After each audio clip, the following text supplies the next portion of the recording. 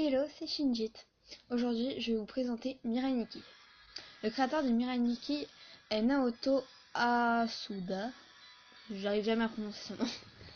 Il a aussi fait Big Order, qui est peu une copie de Mirai Nikki.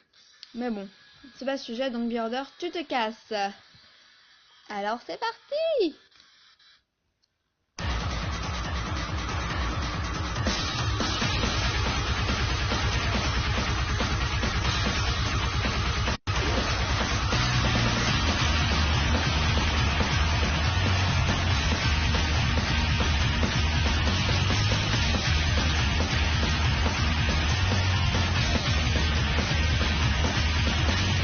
L'histoire parle de Yukiteru Amano, un gars qui n'a pas de vie, probablement.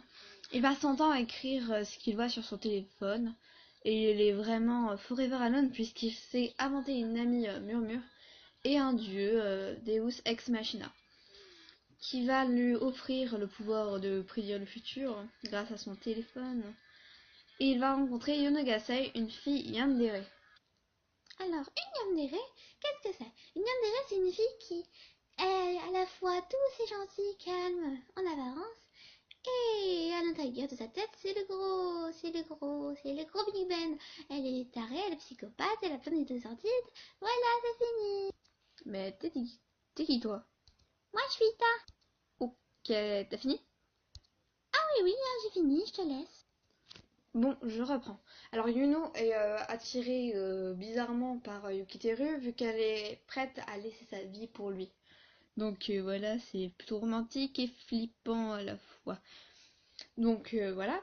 Et du coup, Yuki, grâce à ça, il va apprendre qu'il n'est pas le seul à avoir le pouvoir de lire le futur, mais qu'il y a aux autres participants. Et c'est pour ça qu'on passe tout de suite au personnage. Alors First, alias Yuki, c'est le personnage principal de sa personnalité. Il est plutôt peureux, il a aucune raison de gagner le survival game en fait. Oui, c'est un survival game, j'ai oublié de le dire, oups. Du coup, voilà. Il est intéressant et en même temps un peu chiant, hein. Parce que tu vois que Yuno, elle est tout en train de faire tout et lui... Elle va chier, elle va crever, tu fais peur. Voilà, c'est un peu son raisonnement à lui. Alors Yuno, c'est second, hein. Bah la deuxième, hein, qui a reçu le pouvoir de lire le futur. Elle possède le journal de Yukiteru, le journal de l'amour. C'est trop mignon, hein. Et comme il y a Ita qui l'a dit, c'est une yandere, une psychopathe, une folle, tout ce que tu veux. Et en fait, Yuki, je me parle avec tous les prénoms en You, et bien Yuki, ça va être un peu son pilier mental. Ça se dit pas, mais voilà, je vous emmerde. Alors, Takao, qui est le numéro 3, ne sert complètement à rien. Il est juste là, il apparaît 30 secondes, et pouf, il meurt. Ça y est. C'est aussi le prof de Yuno et Yuki, hein. Mais il sert à rien à part se faire tuer. Voilà, c'est la vie, petit Takao. Alors après, on a le quatrième, je sais pas comment dire en anglais, je suis nulle en anglais. C'est Kurosu, hein. Il est général de police, hein. Ça se dit pas, mais voilà. Et il va essayer de faire une alliance avec Yuki et Yuno dans les premiers épisodes, donc c'est toujours sympa. Alors il y a Risuke qui est le numéro 5, voilà. C'est un enfant de 5 ans ou de 6 ans, je sais pas trop, mais voilà. Et lui aussi, il est un peu fou dans sa tête, j'ai l'impression. Parce qu'en fait, ses parents ont été tués par Yuno et Yuki pendant leur voyage dans la secte de l'œil sacré. C'est bon, je repère mes mots, c'est fini. Alors après, Tsubaki. Alors, Tsubaki, elle a... c'est numéro 6, surnommé l'œil sacré.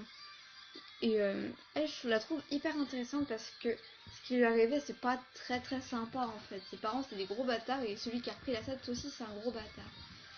Mais sinon, je l'aime bien, malgré que ce qu'elle a vécu, c'est immonde.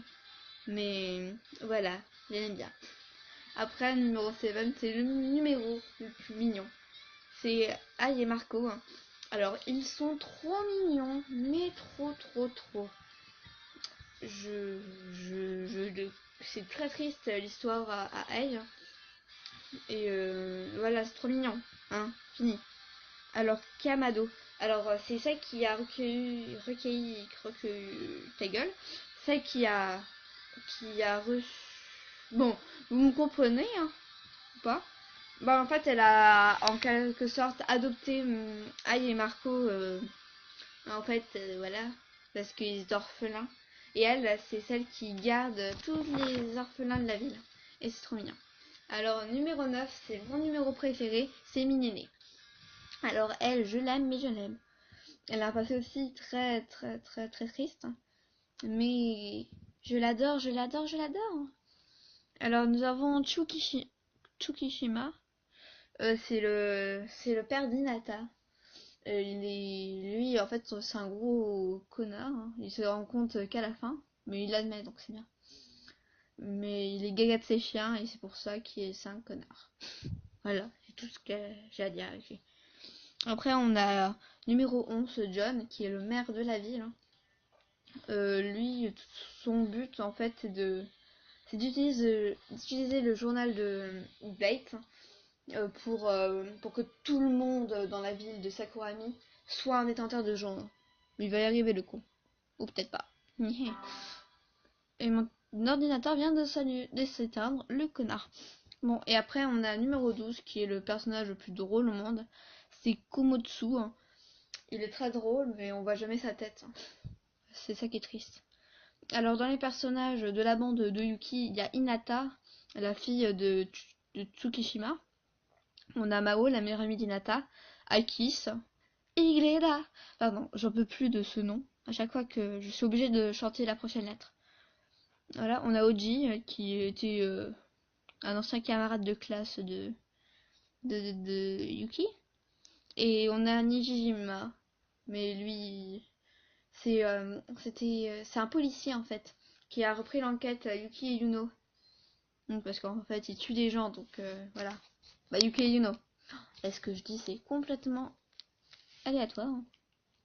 Alors, les musiques sont juste magnifiques. T'en écoutes une, t'es submergé, à part si t'aimes pas la hip-hop. Mais là, c'est un autre point. Alors, entre Kurusu, Mega... Ouais, voilà, j'arrive pas à le dire. Hein, de je sais plus quel groupe. Ou Daden de Failan, c'est juste magnifique. Voilà, c'est la fin. Je vous laisse. Je vous laisse et vous dis à la prochaine. Bisous.